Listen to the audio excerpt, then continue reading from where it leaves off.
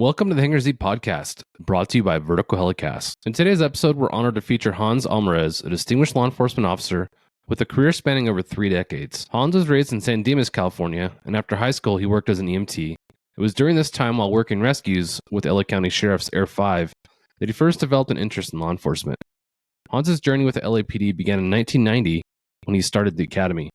Over the years, he worked across LAPD before being selected as a cannon handler in Metro. Throughout his career, Hans has received numerous accolades for his bravery and dedication, including a 2003 Police Star Award for an officer-involved shooting during a canine search with an attempted murder suspect who attempted to murder a CHP officer.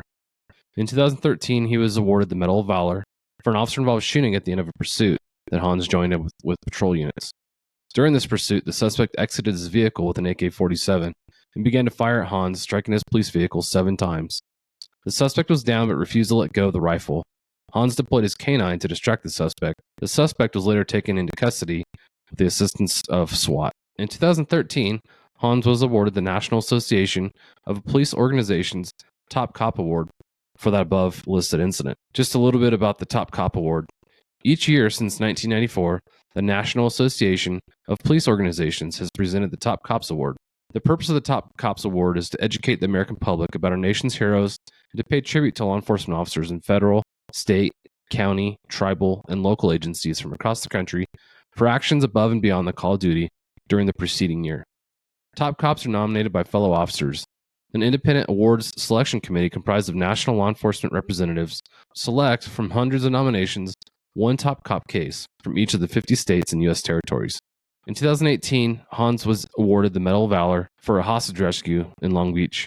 And then again in 2024, he won another Top Cop Award for an officer-involved shooting in which 3 canine handlers were shot.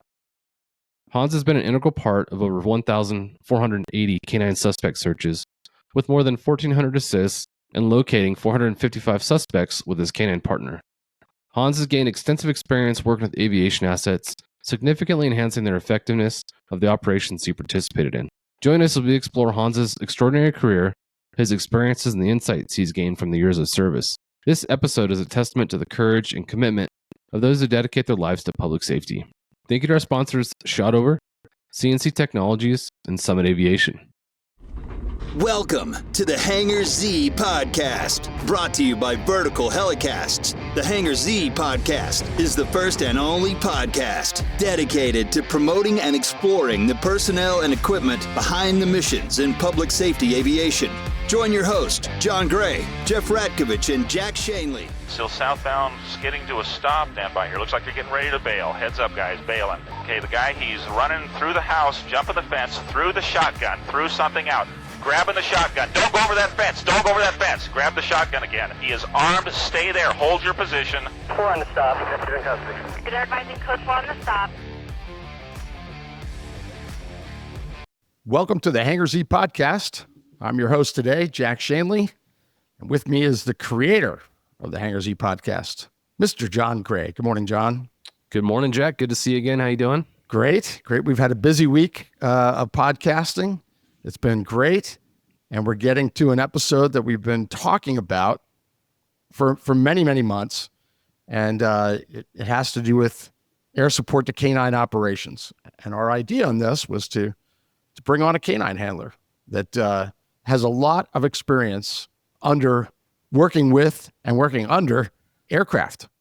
And I had a name in mind from day one about who this guest should be, and the reason is, our guest today probably has more experience working with a helicopter overhead on a canine search than any canine handler on the planet. And I say that only because this canine handler had nearly 26 years in the canine unit. And we're going to talk about his experience, of course, but I was waiting for Hans to retire. And so our guest today is retired canine handler and Los Angeles police officer, Hans Almaraz. Hans, welcome to the Hangar Z podcast. Thank you very much. Thank you. And the big thing is retired. It is, isn't it? Oof, yeah, it's nice. It's nice. Every day is Saturday, Hans. It is. That could be a good or bad thing every day being Saturday, too. You got to learn how to balance your life at this point. Yes, that's absolutely true. But you have a well-earned retirement. Thank you. People that have never worked canine may not understand how difficult it is in so many ways. It's physically very difficult. It's very demanding. Call outs, your life is very unstable, and and I did it for 5 years, and I couldn't believe how unstable it felt. Yeah. And you did it for nearly 26 years. I don't know how you did it, Hans. It's amazing. Neither do I. So it's amazing to me. It really is. But we'll get into that a little bit. But we always like to start with a little bit about you. So let's go back in time and tell us about where you grew up, where you went to school, and how you started to go in the direction and end up in law enforcement. Yeah, so I grew up in Southern California in San Dimas. Raging Waters, that San Dimas. It was great. I mean, I grew up with my mom, 2 sisters, and a stepfather. Went to, we'll just skip ahead to high school, went to Damien High School. It was an all-boys Catholic school, which I really went there just to play football because they had the football team in the area. And that's kind of what attracted me because I wasn't the smallest guy in the world, so I definitely wasn't going to run track. And did that. Great time there, great friends. After high school, I had to just, after you're kind of lost, you have to decide what you want to do. I didn't really want to do the whole college thing. I wanted to first be able to earn some money and move out. So I dove into getting my EMT. Yeah. And got my EMT at Mount San Antonio College there. Got a job right away at an ambulance company that's no longer around. We call it Crippen Ambulance. And the thing about Crippen Ambulance is they did most of the emergency calls in the area. So you're working with the fire department, law enforcement, and whatnot. And that's where I first started to work with law enforcement, fire. So I was kind of like on the fence of what I wanted to do. In 1988, Colors came out. The movie, Robert Duvall, Sean Penn. Yeah. And I was just mesmerized. I was like, oh God, that looks fun. And I'm not the desk guy. I'm not the computer guy. I didn't even set this up. And I was just like, okay, now it really piqued my interest. So I went working Crippen Ambulance. I was assigned the Azusa area and Angeles Crest Highway, Azusa Canyon. Notorious for motorcycle accidents, car accidents. These downhill skateboarders. I mean, whatever accident up there, very rarely was it a heart attack. It was always something very traumatic.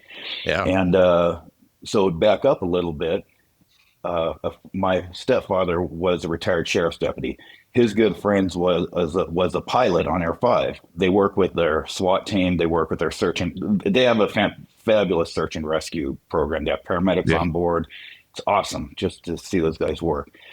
And I remember when I was in high school seeing this guy. He was the typical like blonde hair, always tan, never wore a shirt, always just a happy guy. And I'm like, and he's a deputy, he's a helicopter pilot. This guy's cool as all hell.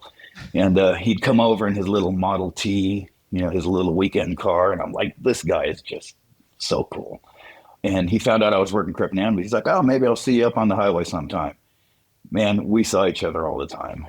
And we were on a call. And remember, you guys will know, it was one of their older helicopters, because this was back in the late 80s, had wheels on it. Was it Sikorsky? It was. Okay. It was. And they sit up top in the little cabin, it looked like, and huge. Right. It takes a ladder to get up there. Oh, it was crazy. And they would land this thing like on a little dirt outcut with cliffs on one side and a slope on one side. And they would usually come up for almost any accident because it took us an hour and a half to get up there, and they just wanted to get the patient out. And I would always see him, and he would always wave, and he had big tan sunglasses. I'm like, God, this guy's cool shit, man. And I started thinking, I want to do that job. Not as much a pilot, but I wanted to do the paramedic side. Right. It doesn't happen overnight when you get hired. That's a very esteemed spot. Ain't gonna happen overnight. Seeing it, and I'm like, God, these guys are cool. And we'd go meet him at the hospital because we'd have to usually pick up our backboard and stuff. And he'd be there and he'd talk to me. He's like, why don't you ever jump on the helicopter? I'm like, because I'm just a EMT and you have firemen, paramedics, you have your guys. I go, it'd be really awkward if I just hopped on, who's this ambulance guy? And so the next time they came, he looked at me and he pointed. And I'm like, told my partner, I'm out of here. I'm like, he's like, where are you going? I'm like, I don't know, but I think that's family friend up there. And he just waved me on. I'm like, I'm going. And then another paramedic came out, looked at me and ran me over, took off. I was like, man, that was the coolest stuff in the world. I mean, That's great. And these guys are just like all, I would say, police and military pilots, just awesome pilots. It's insane the stuff they do. I mean, Yeah. going between the cables, neat. And then, so I was pretty much like sheriff's department. That's my thing.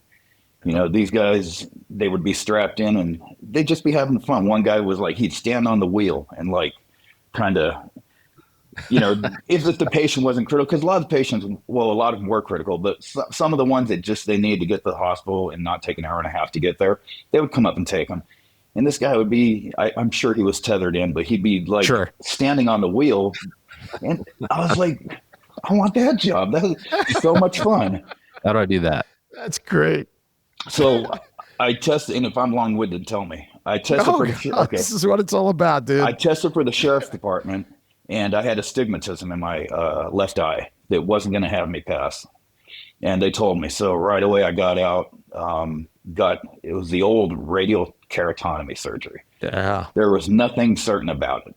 I mean, it was quick. It was outpatient, but it's not like today. Guys wake up and they're like, oh, I can see. It wasn't like that. I got up, I'm like, I still can't see. So sheriffs wanted a year for the surgery to stabilize. LAPD wanted 6 months. Wow. So I'm like, okay. So right away, I'm like, hey, I'm just going to throw it out there with everybody. I would test for Pomona. Sheriffs wouldn't let me test because it wasn't a year. Test with LAPD. And LAPD, Pomona rejected me. During my interview, they asked some question, which was a very tactical question, but I thought I answered it correctly. Would you have a problem taking somebody's life? And I'm like, well, I mean, I answered it like, it's not something you want to do, but if you have to do it to protect you or your partners or people, I would absolutely do it. Well, they didn't like that answer. Maybe it was the absolutely part. And they came back and they're very honest. They said, we think you have a propensity for violence. And I'm like, man, are you serious? I'm like the most fun-loving guy in the world. So, but everything happens for a reason. Yes. Went to LAPD, and I knew I couldn't pass the eyesight test. I can say it now. Yeah. So now they use these things you put your eyes in, and they can completely shut it off, like one eye left.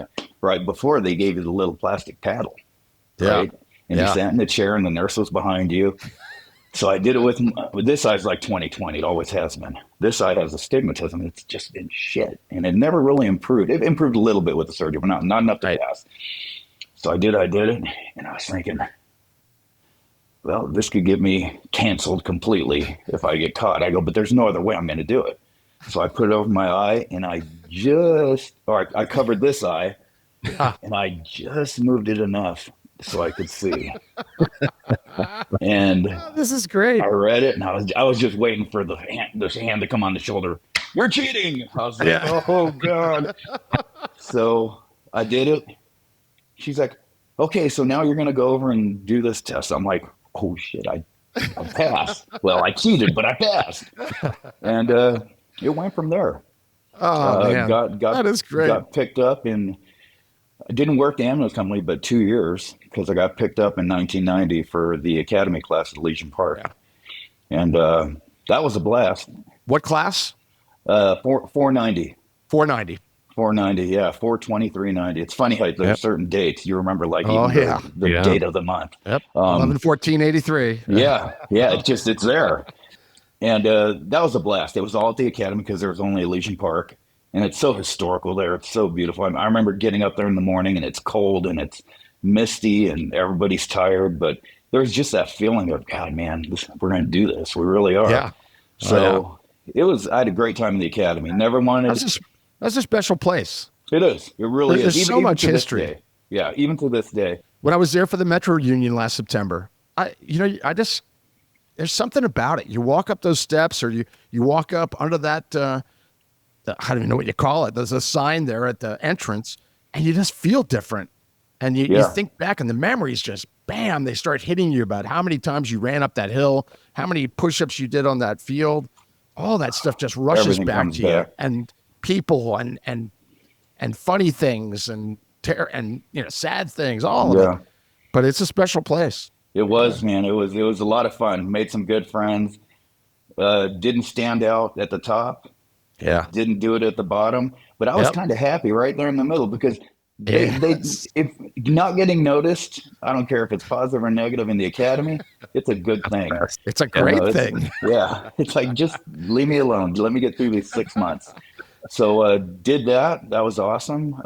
Our class was huge. It was 116 people. It was when they were just hiring everybody. Big. Oh, it was crazy. That's almost double the size of most classes. Oh, these days it wasn't, but back then that was when they were just hiring. They were just trying to fill the department. And man, I tell you what, they were hiring.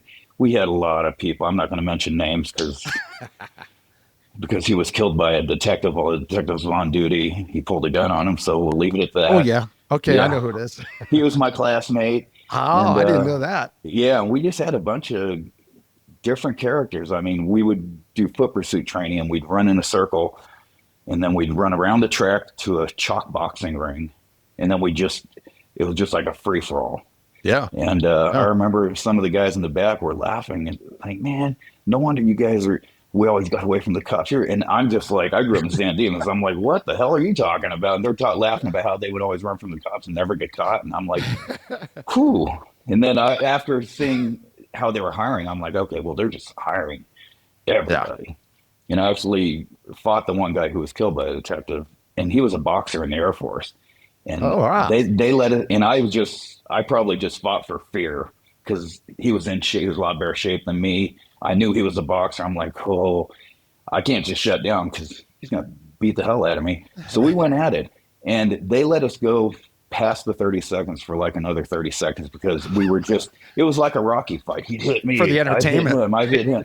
And I remember getting hit and my mouthpiece flew into the grass, and somebody shoved it back in my mouth and pushed me back out there. I'm like, this is the longest 30 seconds of my life. It turned out to be like a minute, 10 seconds. And they just loved that we were beating the hell out of each other. And I was like, man, I walked away, my jaw was numb. So that was a good time. It was a different time in the academy because it was that, I would never compare it to like the military, but it was that paramilitary where they did stress you because you have to be stressed. Oh, yeah. You can't. That's right. And people say, oh, they shouldn't treat. I disagree completely. You need that stress because what you deal with when you get out is going to be tenfold. Yeah. So a guy yelling at you, calling you whatever name and making you do push-ups, that's nothing. So, but they kind of got away from that. And sure enough, what you didn't know at the time and what you know now in your hindsight, I mean, you know how stressful it can be. I mean, for our listeners, we're going to get to some of this, but just to give you a heads up that Hans is a man that has 2 Medal of Valors, both in canine. We're going to talk about those. He's got a police star. He's been in a couple of Osterwald shootings. He knows stress. He's done thousands of canine searches, and in LA, it's all high risk, those canine searches, because of the policy, which we'll get to. But it's good that you say that because many departments and many academies have gotten away from that completely. Yeah. And the result is that you have people that think they're prepared for the job, but maybe they're not. Yeah, definitely. John, did you go through 2 different academies? I mean, San Diego, obviously you went through, but did you have to go through another academy when you went to Ontario? Was that a lateral? Thank you to our sponsor, Shotover. Shotover Systems is the leading developer and manufacturer of high-performance gyro-stabilized cameras with advanced real-time AR mapping and mission management, all backed by unparalleled custom training and support. Now offering the M2 multi-sensor system, Sol 6-axis EO/IR platform with 4K Ultra HD color and infrared technology. Ideal for law enforcement and defense. Offered with real-time AR overlays to quickly identify streets, weather, and traffic. Automated license plate recognition, 24-megapixel digital photographs, and automated steering and tracking. No, just a lateral movement. But I did, before the police academy, I went to the fire academy. And, That's right. But law enforcement, just San Diego, and there's a regional academy. So you had San Diego PD, San Diego County Sheriffs, and a bunch of other smaller allied agencies. Was it a high stress academy? No, it wasn't high stress like you're describing, but it wasn't no stress either. Right. Kind of in between there. Yeah, I think San Diego County and Orange County at the time still had high stress academies, and I think they still do. Maybe not to the level that you're describing, but as compared to other programs in the state of California, they're still considered a high stress or stress program. Stress is important. You got to learn how to figure it out, how to deal with it, and Absolutely. Yeah. If everything's,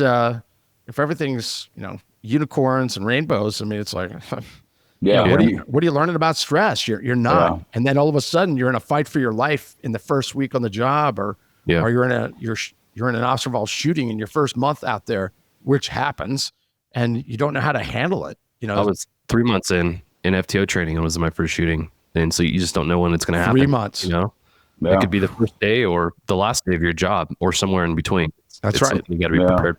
So after the academy, what you got out of that, out of the academy, Hans, where'd you go for your probation? For probation, I went to Hollywood, which awesome place to work. And I know you've talked to a few officers that work there, and it's an interesting place. I mean, you can go, the scale's all there. I mean, you're dealing with celebrities, you're dealing with gangsters. I mean, everything in between. Great place to learn. Great TOs, man. I had some of the greatest. I mean, they were old. They weren't going to chase anybody, but they weren't going to take shit from anybody either. It was that time, and man, it was a good time. Had a great time on probation. Just learned a lot. Good TOs that just, if you came off well and showed the first few weeks that you're okay, they were going to treat you all right. You aren't going to get a TO to treat you like crap just because you're new. At least what I experienced. Awesome time. There was a lot of training officers there that had excellent reputations citywide. I mean, people that they knew who they were, even though they never worked Hollywood. They knew who a few of those people were. They had great reputations. No, they really did. A lot of good cops have come out of Hollywood. A lot. So that was fun. And during that time, Rodney King happened. Yes. And shortly after, I got wheeled to Foothill. While the trials were still going on, I got wheeled to Foothill. Big turnaround there, man. They, when something happens to a unit or a division, they're going to clean house and bring in new people. It's just one of the things they do, and I guess it kind of makes sense. Fun, good time, a lot of stuff to do there. Not like the South End where every corner you can chase a guy and get a gun, or every corner you can get there you have to hunt a little more. You did. But it was interesting. It's like, man, if in roll call they said there's a rapist out there, he's driving this car, you could put your own little plan together, and damned if you don't see him at 3 a.m. driving up San Fernando Road, and you're like, it was just that place where it wasn't very transient. The habitual criminals really stayed there. They did. You could find them if you just weren't lazy. So learned a lot. Yeah, I did my probation there, and I was happy that I did my probation there because I learned to be I learned to be a solid cop and do follow-ups and stuff. Whereas in the South End, you didn't have time for it. I mean, Foothill it was busy. There was a lot of crime, but you didn't have the volume of radio calls. So it gave you time to be a cop, and that was cool. And there were some really experienced people there too. Some of whom probably stayed. Some of them were probably still there from when I was there, 6 years prior, still there because people went to Foothill and stayed there. Yeah, they cleaned house mostly with anybody who was, I think, involved, or even Code 6.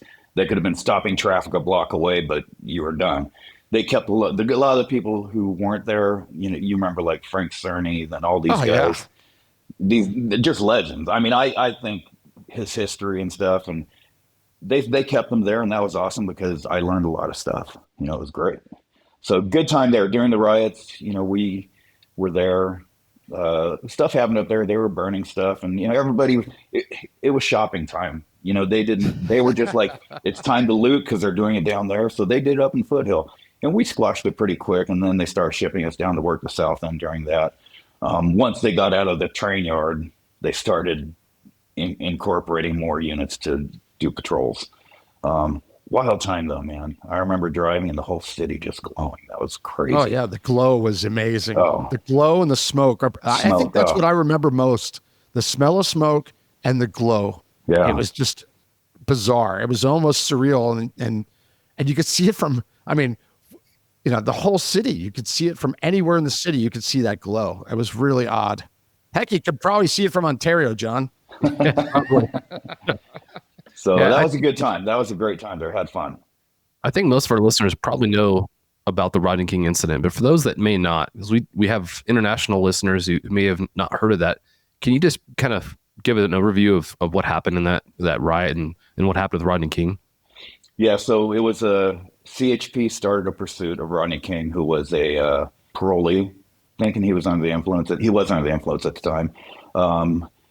Got off in Foothill Division, and that's when LAPD got involved and CHP backed out. That's kind of usually how it works. Not all the time, but once it goes to the streets, they'll pass it off. At that time, I really doubt you'd have a watchman saying, "No, don't get involved." At that time, everybody was go out and work hard. So when they went Code 6, he was non-compliant. He wasn't complying with officers' commands. Got out of the car, appeared to agitate, wanting to fight. Big use of force occurred, happened to be videoed by a guy who released it to the press, who now put it all over the world, and it just painted us in a bad light because it was a very violent use of force. Batons, tasers that didn't work because he was under the influence. It was a very violent use of force that didn't look pretty. But what uses of force look pretty? Nothing. You see a dog bite a guy, it doesn't look pretty, but it's actually not as bad as it looks. A couple scratches, maybe a puncture. So it looked ugly. The whole world saw it, and everything went haywire. And that's about it. They officers ended up they ended up getting found not guilty, I believe, or acquitted, and that's when shit hit the fan. They just blew up, and I get it. Back then was a time where they taught you use your baton, and if you aren't breaking bones, you aren't using it. This is how we were trained in the academy. If you aren't breaking his arm, hitting him with a baton, you're not doing it right. It's changed immensely. I don't even remember the last time I've seen a baton use of force in LA. They really got away from that, which is fine. They aren't saying don't do it, but it's not as common. Everything's going to evolve. Police work's going to change. It's going to change for the better most of the time, and sometimes officers aren't going to like how it changes, but you have to adapt. And if you don't adapt, you're probably in the wrong place, wrong profession, because shit's going to change constantly. And I remember working in Hollywood with an older guy. I'll say his name because he's just such an awesome guy, Al Killian. And he was an older guy, but loved to work the street. P3, 20 plus years on. And I remember after that, he was still used to, you choke somebody out. You just, whatever, you aren't complying with me, choke them out. You aren't complying with you, grab them, throw them down. And I remember just telling him, hey, I can do this. I was a P1. Wasn't brought up in the era of just choke him out, just, use of force. So I would tap him on the back. He was one of those training officers where you could do it. And I'd be like, yeah, I got this. And he would just stand off because I knew things were changing, and I don't want to see him get in trouble just because the foundation was laid with him. And I knew it was changing because I'm still new. I still don't know what the hell I'm doing, but I knew it was changing and I could handle it better than he could. I guess what I'm saying is, as police work evolves, if you don't evolve with it, you're not going to have a good career. You have to be open, even if you don't like it. If you don't like it, then get yourself in a position where you can push against it. Yeah. So, that was a Foothill. That was a great time. After Foothill, is that when you went back to Hollywood? Yeah, I don't exactly have a traveled career. So I made a lot of friends, and I hope I made a good reputation for myself in Hollywood. You did. Because they gave me a spot in Hollywood Vice / PED. It was a PED spot, Prostitution Enforcement Detail, and that Describe basically what that is. Tell us what PED is.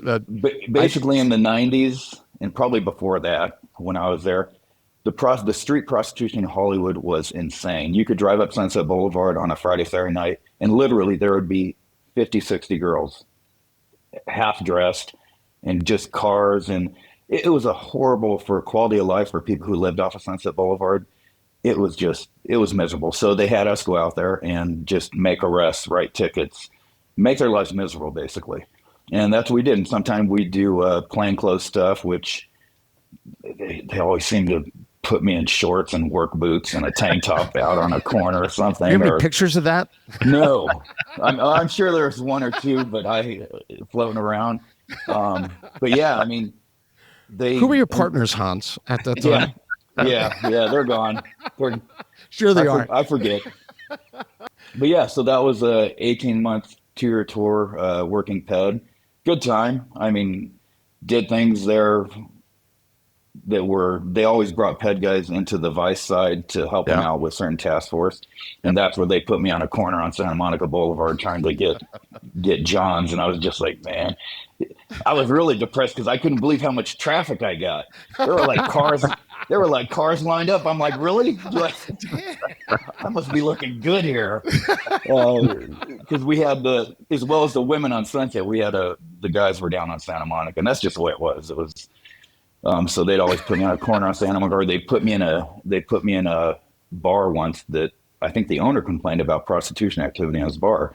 So they put me and a guy in a bar, sitting at the bar. So I'm having a beer, my partner's having a beer, and you let them come up to you, and this old guy comes up to me, and he starts talking to me, and I had a story down. I'm like, yeah, I came here from Arizona, promised a construction job, because once again, I was in Levi shorts and work boots. I had a construction job that was down in Wilshire here, and he once I got there, I thought he was a friend of mine, and he said, I don't know, you get out of here. Now I'm stuck here in California, just trying to figure out a way to survive. And the guy was sympathetic. He's like, oh, well, I'm in town. I'm staying he named a really nice hotel down on Sunset in West Hollywood. I'm like, oh, and I'm like, oh, I got this guy. He's gonna give me the violation. And he invited me back to his room, and I'm like, oh, this guy's done and paid for. Just give me the amount and what you want to do. I'm going to give the old high sign, and we're done. And my partner's like across the bar looking. He's like, yeah. So he gave me all that except the money. So I'm like, I tried to lure the conversation that way. I'm like, so what's in it for me? And this guy's eyes got huge, and he was an older dude. And he's like, what do you mean? I'm like, well, what's in it for me if I go with you? He's like, how? And he makes a scene. He's screaming and slapping the bar.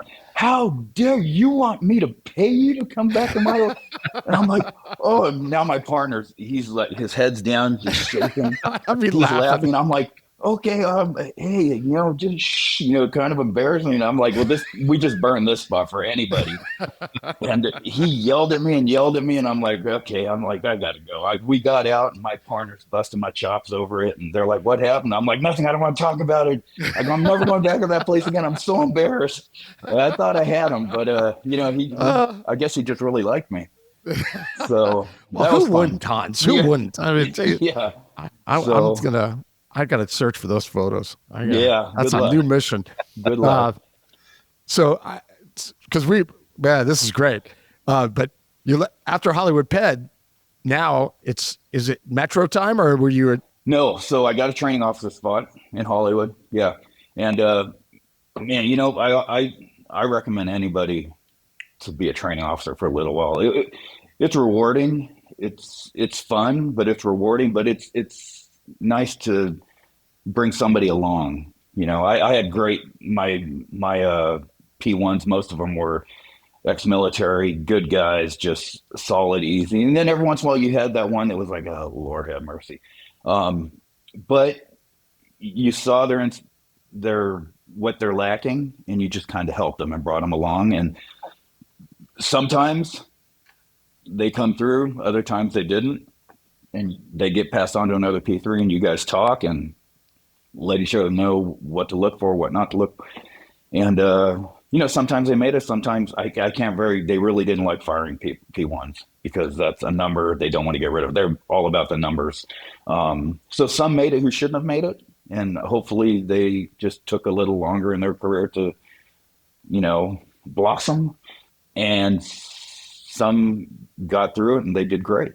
Yeah. So I have captains, lieutenants. I have all these P1s I trained. I just never took their advice. I stayed a policeman, but that's all right. I think I had more fun than any of them.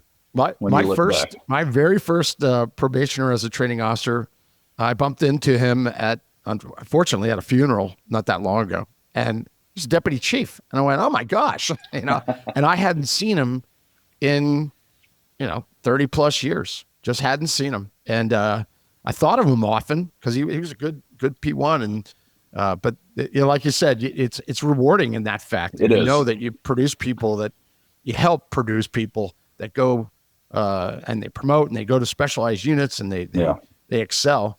And I guarantee you there's some Hollywood people that feel that way about you. You weren't a deputy chief, but you were a respected canine handler. But I can guarantee you I had more fun than anybody on those lot ranks. more fun. A lot more fun and a lot more impact on crime than anybody that climbed. But it was a good time. I think that also teaches you to be in a leadership position because you're running the car. Yeah. So when I did make that transition to Metro, it gave me that much more to lean on. Right. So in patrol, let's talk about patrol before you go to Metro next in Boy Platoon. But before you got to Boy Platoon,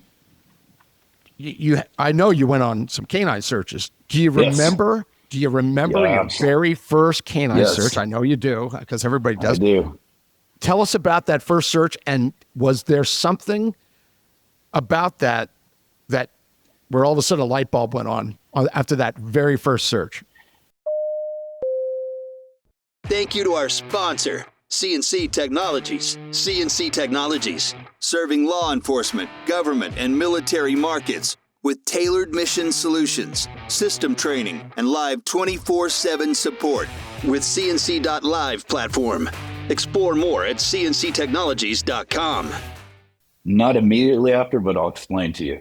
Okay. So Wilcox and Franklin, a guy was walking his dog and some dispute happened with a guy who lived there. The guy takes out a gun. The guy's running. He shoots at him. Instead of going back in his apartment, he runs into a truck yard around the corner. So we have it set up. Canine comes out. And man, I wish I could remember who it was, but they just roll out and they're like, is this your caper? I'm like, yes, sir. They're like, all right, let's go. And I'm on it. I'm like, oh, this is cool. All right, I heard about this in the academy. Going along, we get to this big rig. The dog, I don't know what the dog did at the time, but the dog dives under the big rig. The guy's laying on top of the axle. He grabs him, pulls him out. It was real quick search, but I was like, man, that's pretty cool shit. That is neat. That's like truly hunting at its most rudimentary level. Yep. I was like, yeah, this is cool. All right. So put in the back of my brain, like, it might be neat someday. We go to court, and this is where the light went on. Because I talked to them, but I didn't. I just saw them. Once it was over, you guys went your own way. I went my way. I go to court. And, of course, P1, you get up for court, you shave, you make sure you look proper and, read the manual. Okay, tie check, suit check, badge check. Okay, I'm good. So I get there, and I walk in, and they're sitting in the hallway of court on the benches there. And they look like shit. Their boots are dirty. They have hair from the knees down. They're tired. Some are sucking on coffee. Some are sleeping, reading the paper, chewing tobacco. They look like shit. They unshaven. I'm like, look at that. Those guys. cool. I'm like, those guys look like they work their asses off. Yeah. And the DA comes out and she calls everybody together and they get in a group. And I'm not sitting there because I'm like, hey, I'm not going near K9, man. Those guys. So I'm off to the side and I shove. And I remember exactly, I was wearing a blue pants, a dark blue jacket, and a paisley like tie with a blue shirt. I just looked like a goofball. And so all the guys are around her. I stand in the back and she's looking at them. She's like, you guys, she's like, you look horrible. You got to testify. Who's going to? And they're like, sorry, we haven't been home in 2 days. We've been call out. And I think that was the time when, if I remember correctly, Doug Roller would tell me that you guys didn't even go home if you were on call. You'd sleep on the roof of Central in your car because you knew you were going to get called out. It was so busy. And yeah, I mean, you guys are doing 1,200 plus searches a year. So they're like, sorry, this is what you got. And she sees me standing in the back and she kind of, who are you? I go, oh, Officer Almaraz, ma'am. She's like, are you part of this? I go, yes, ma'am. And she asked me and I'm like, oh, I was there. She's like, did you see everything happen when the dog found him? I'm like, oh, yes, ma'am, I was there. You can testify to the guy hiding and the dog finding him. And I'm like, oh, yes, ma'am. She's like, great. You're going on. You guys need to get home and fix yourself. Take a shower. Yeah. So they just kind of look back at me and they're like, see you later. And they walk off. I'm like, okay, I guess I got this. And after that, I was like, those are some hard-working dudes, man. I just love that you can see the camaraderie. I mean, who knows how it was, but it appeared the camaraderie of just hard working, going at it every day, going hunting people. I was like, I really like that. Yeah. So that's where it clicked.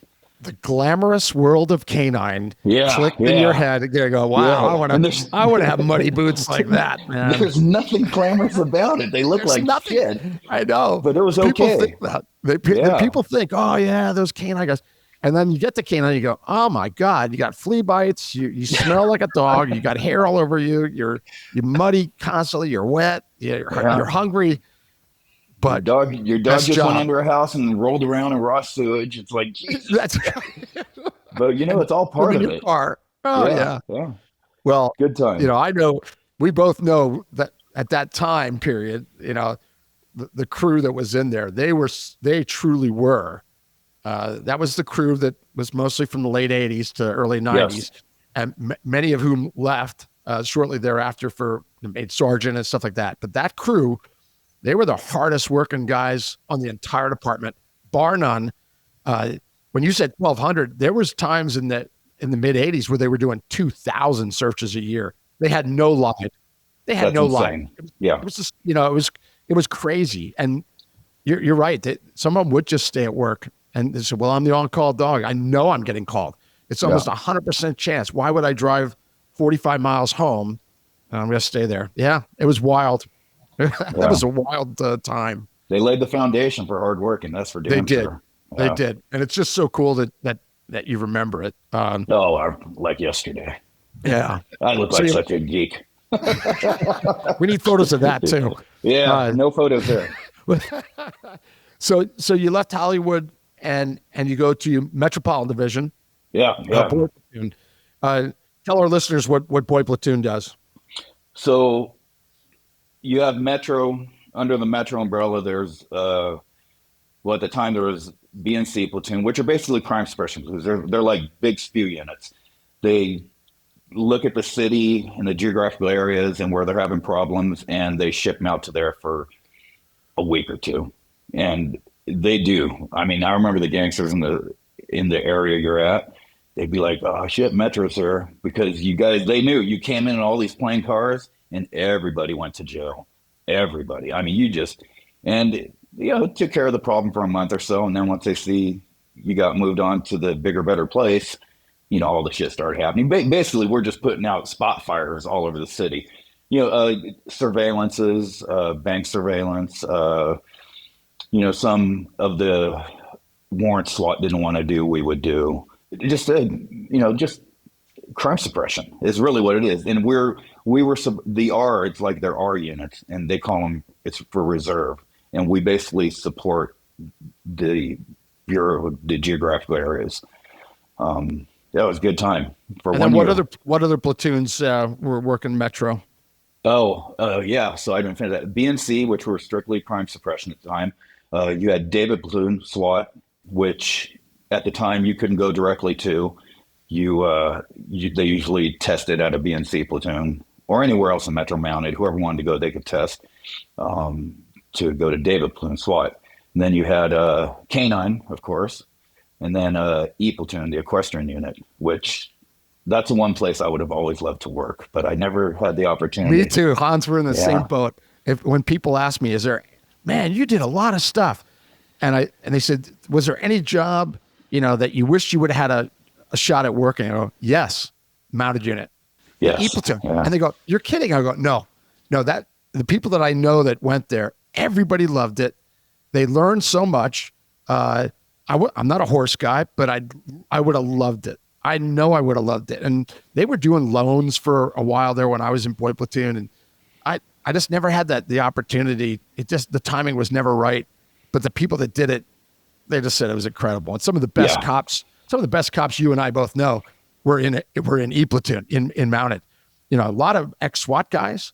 Heck, there's some SWAT guys that went from E Platoon to SWAT. But there was a lot of ex-SWAT guys at the time in my era, and they were some of the best people and the best cops. And you just said, man, I'd love to work with those guys. Yeah. And back then, that's when they utilized mounted how they should be used. Oh, yeah. They would do crime suppression. God, you go into the divisions they worked, and the benches would be lined with arrestees, all from them. I mean, they did such a great job.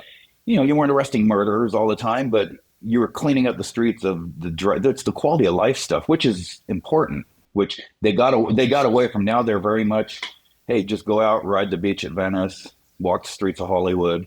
During the DNC, they were fabulous. God, the crowd control tactics, the horses, it's like you can't beat them, but they don't do that anymore. They don't even deploy them now to incidents, crowd control incidents. Insane. And it's the best tool there was. I don't know what chief started that, but one of the chiefs were like, no more. And God, it was awesome to see those horses just push crowds back, and they were so proficient, such a professional unit. Very professional. They Still were are, great. Still are. Now I know if you click the switch and said, hey, you guys going back to crime suppression and crowd control, man, those guys would be salivating because they would. It's such an awesome thing I'm sure it's an awesome thing to do. Beautiful thing to see. So hopefully they will switch it back because they should. It's a great tool. It's funny because the horses their mere presence. I would watch them and just go, oh my God, they just showed up and people would leave, Yeah. And then they start moving towards you, and it would eliminate us having to go up with batons. I mean, they just took care of it. There was many nights where we did nothing because the horses were there. Yeah. It was really a great tool, and it's a shame that somebody just said, no, we don't like that image. Well, okay, so you're going to let a line of us with batons go up and take care of it. Okay, whatever you want. It's silly, but yeah. But I know they're at the barn ready to go if they ever got recalled. Oh, heck yeah! Great people there. Yeah, great people there. Awesome. For the listeners, I mean, John and I both know this stuff because of prior guests and including myself. But give us a quick overview of the Los Angeles Police Department. Area, number of officers, that sort of thing. The quick thumbnail on LAPD. Yeah, quickly. LAPD has 4 bureaus, 21 geographical divisions within those bureaus. And I think we're at about 8,500, right? We're losing a lot of people through retirements. It's getting low, but they're trying to bump them up. My son just got hired. He's working 77th, and they're getting academy classes through. They have AB academies now, so like sometimes 2 in 1 month. Not as big as they used to. I think they learned their lesson from my era, where they hired a class of 116, right? And they were some of them some of them ended up in jail. Some of them ended up dead. If they weren't dead, they would have been in jail. I mean, crazy. So they're trying to get it back. They're trying to get the numbers back. And then we have, the detective. Each division has detectives. I think homicide now is bureau, they put homicide from the individual division back to bureaus. Everyone has a crash, well, not a crash unit, but a gang enforcement detail. That's one of the things they changed after Rampart is they got rid of crash, which, I mean, colors, that was my calling in the crash. And then they got rid of it. I'm like, oh man, that was the coolest name ever. But, so every division has a gang enforcement detail. You have air support, bomb squad, and whatnot. Then you have the detectives up in the building that handle more of the major crimes, major whatever, rapists, whatnot. Some of the greatest divisions and units in the city.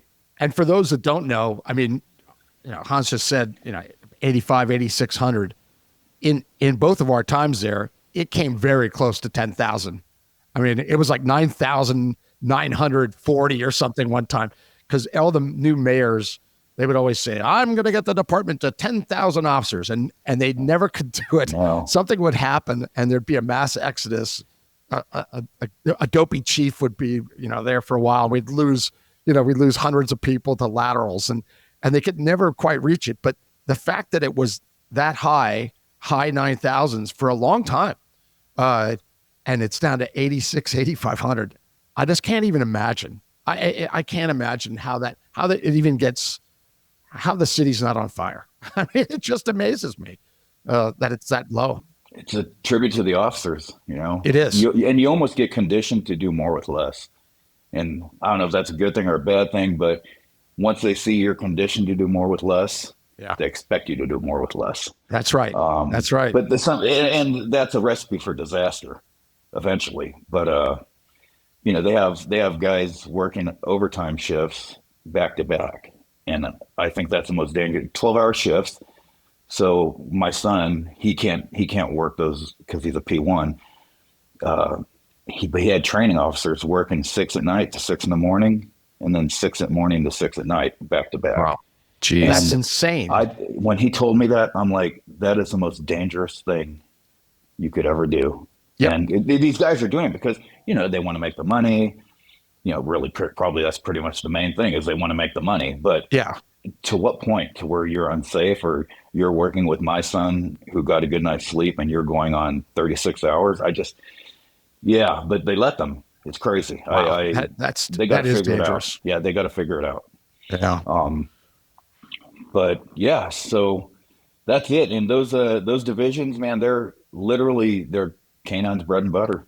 They really are. And now, we know this, but for our listeners, canine works citywide. You're not assigned to a particular area. No. You come to work and you could end up in any one of those 21 divisions. Yeah. Any square inch of the entire city, which is like 465 square miles or something, you could end up anywhere.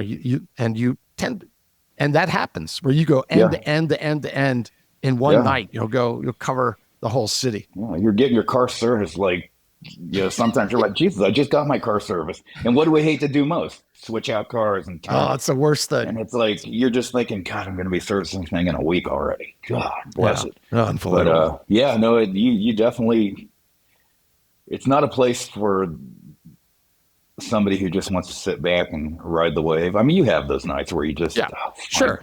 Thank God. We do a little training, go back to the station, we'll put on a movie or something. And that's fine. That's actually needed.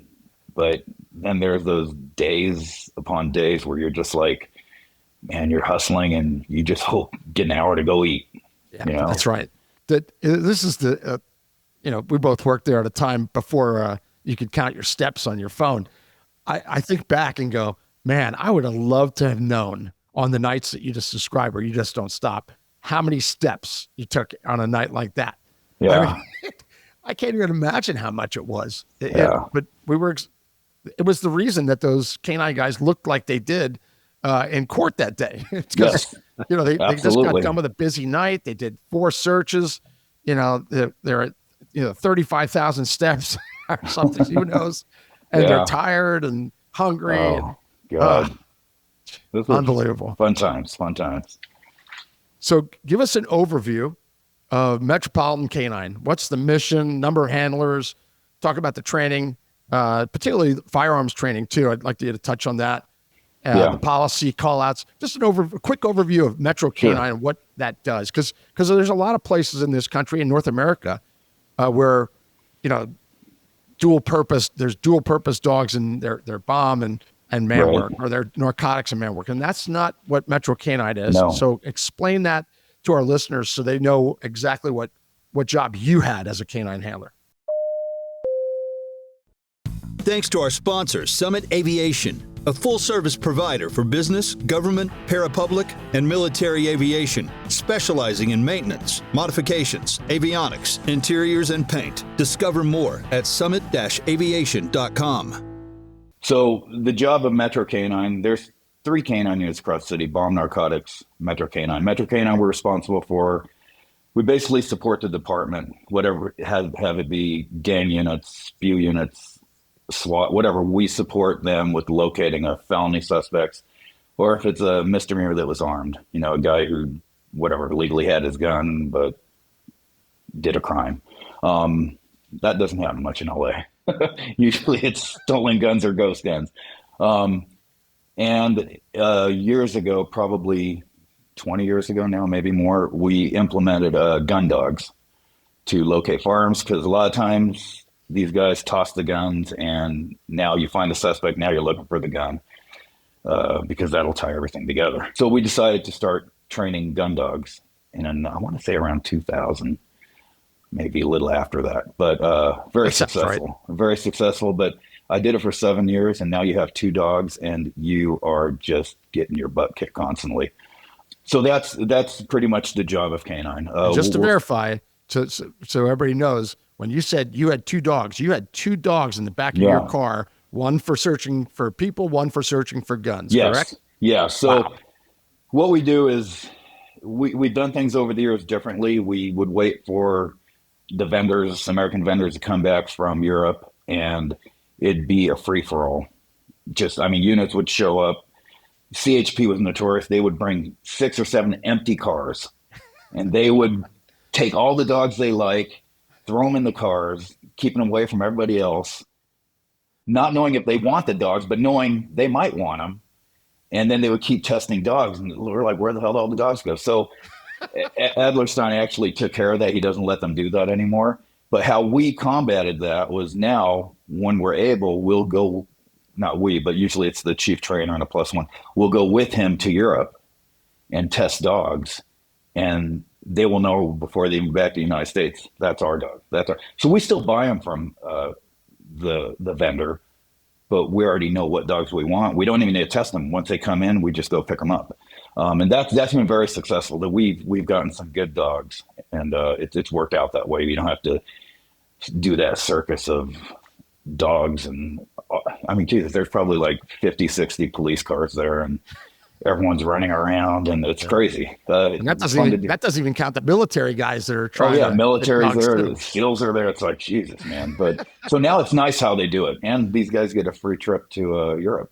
But it is a working trip. They even say, man, it was exhausting. Oh yeah.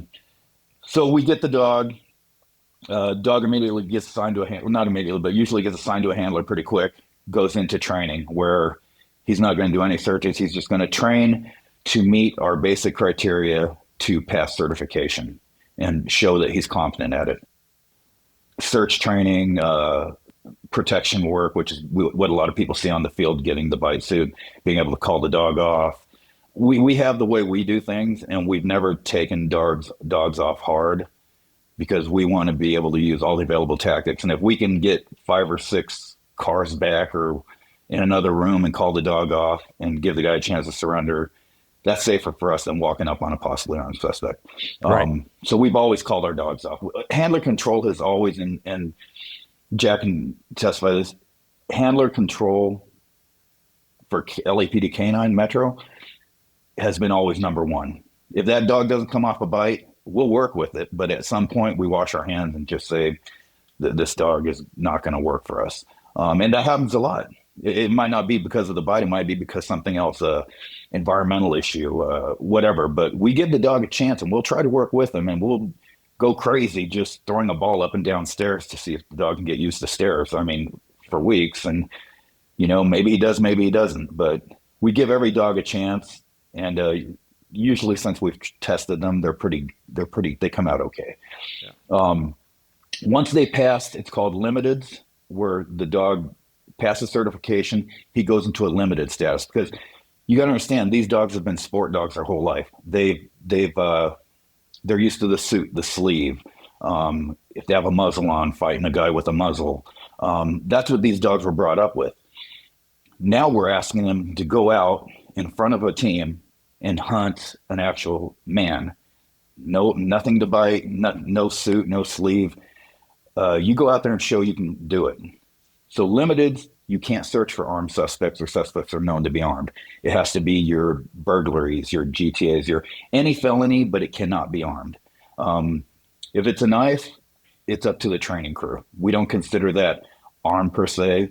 So sometimes if the dog's had a couple of good finds and they think the dog's hard enough, we'll let them search for a guy with a knife, or it's up to the training crew. But absolutely, firearm, we aren't using a limited dog.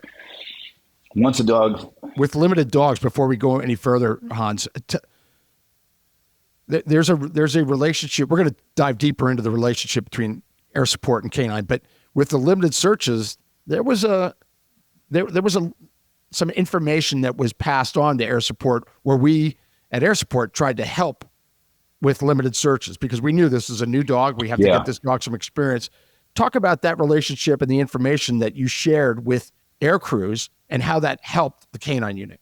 Yeah, right. So like I said, these perimeters these guys are doing, they're our bread and butter. And if we don't get the work from these guys, our dogs aren't going to get past that hump of being limited and proving that they can actually go search for that, go to the Super Bowl and search for that cop killer or, murderer or rapist.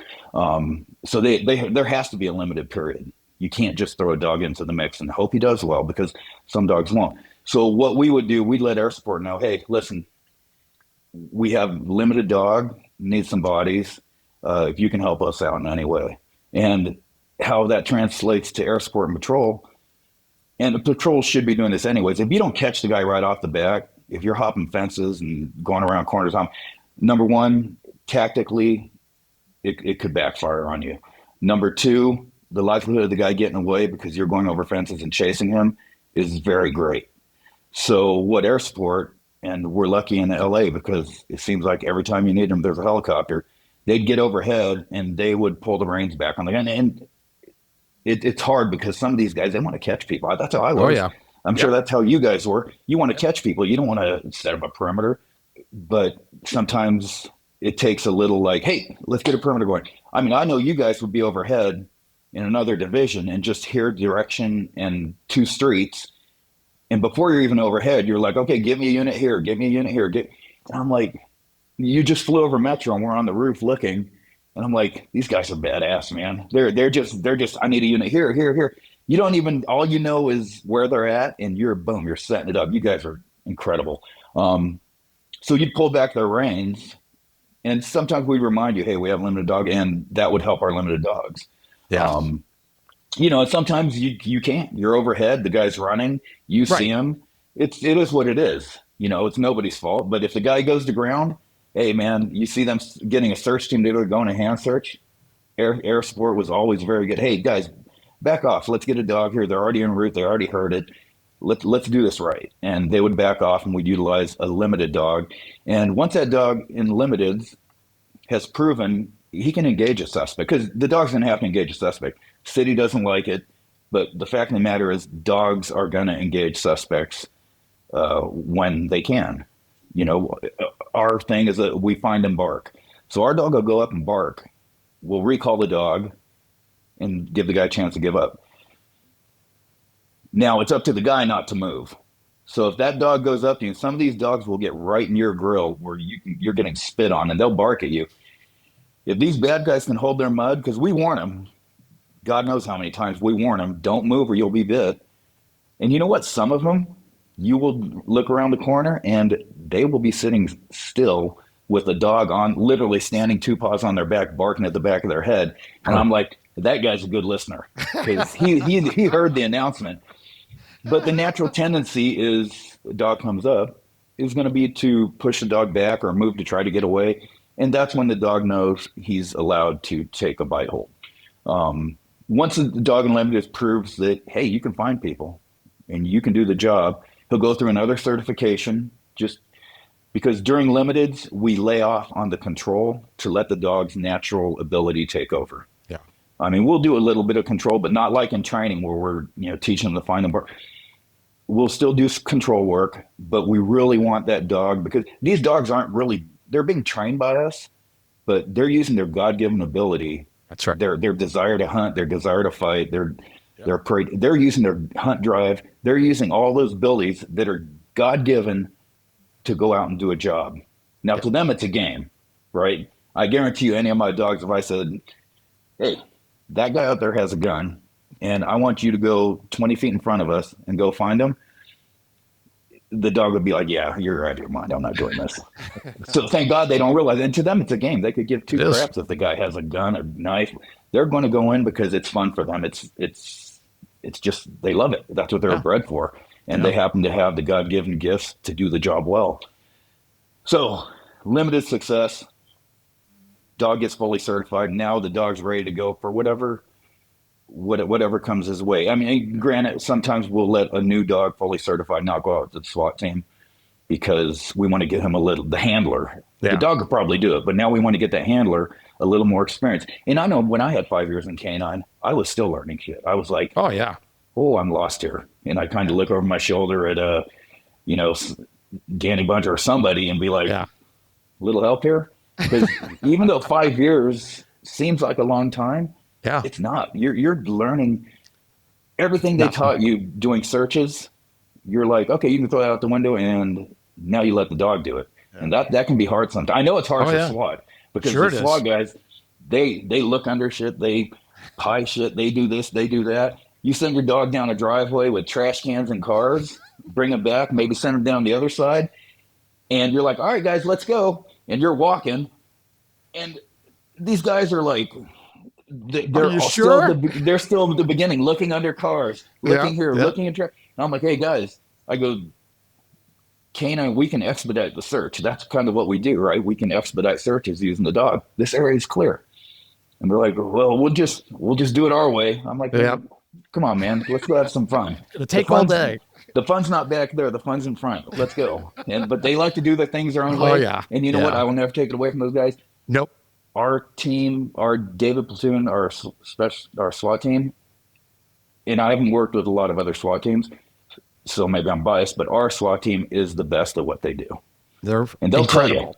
Tell you they're the best. Just ask them. No, they're good guys. They are incredible. They're good guys. When they get there, I think they have that T-shirt thing where, but once they get there a while, you learn to know them. It's the new guys that are like, we're SWAT. Hans Almaraz said the T-shirt thing. Jack did not say that. Just for the SWAT listeners. But I also said I love these guys. They're the best. They are the best at what they do. I'm not just blowing smoke. They're the best at what they do, and it's a hell of. If you make it to there, you continue perfecting your craft, you will be a success there. Oh yeah, without a doubt. John, did you ever get to hide and from canine in your job? Yeah, so early on I did some agitation. I went to Adelhorst Canine Agitator. Oh, did you really? Yep. And I didn't know that. So I went through that, and then I came back and helped, and that was a blast. Really good. Was canine on your radar? Were you thinking about going that route? Yeah, it was. I loved the idea. I've always loved dogs, so it just seemed like it was a natural fit. But it just the cards weren't in place. Didn't work out. So I made it to air support before I got a chance to work on canines and beyond agitating. But it was fun. It really opens your eyes when you go out and hide, to the reality of it's scary. I mean, you're sitting there and you're going, okay, I know what's going to happen, and which way is he coming from? And you start to know the dogs. You're in a sleeve, just the bite sleeve with nothing else. Yep. And you know the dog, and you're like, yeah, this dog's a leg biter. You're like, son of a, and then all you hear, and it's dark, and you're like, oh, So you're just like, I hope this works. Oh, my mean, gosh. you start to know all the dogs. We had JD McDonald had a dog, and we were just doing field work, and that dog was a foot biter. So we put railroad ties around our, like, Oh, yeah. 3 or 4 feet tall around our knees, because he would just come in and take your foot out, and he would go to the foot, so he wasn't even protected. Yeah. And this dog was he changed his name from a nice name to like Panzer. I'm like, you're just asking for trouble, dude. So I worked him. He came up the sleeve. I just heard the bones cracking. Wow. I'm like, oh. He called him off. Dog lifted JD and bit him. And I'm like, so next thing you know, we're at White Memorial Hospital, both sitting on a bed. And she's like, okay, so you need shot. So we both stand up. She's like, both of you? Yeah. So we both dropped our pants and got the shots, and I got casted. And it's like, yeah, you start to know dogs, and you're like, I really hate working this dog. Again, the glamorous world of canine. Yeah. No people kidding. just don't realize it, Yeah. Just for time, because the meat and potatoes of what we're going to get into here in a minute is the relationship with air support, and that's so important to our listeners. And but before I get there, one last thing about Metro Canine. Talk briefly about firearms training and what the importance of it, how often you did it, and why that was a mandatory thing. Thanks for joining us for this episode of the Hangar Z podcast. Don't forget to like and subscribe to hear more stories that promote the personnel and equipment behind the missions in public safety aviation. Lastly, stand by for a message after a word from our sponsors. Cheers. Thanks to our sponsor, Summit Aviation, a full-service provider for business, government, parapublic, and military aviation, specializing in maintenance, modifications, avionics, interiors, and paint. Discover more at summit-aviation.com.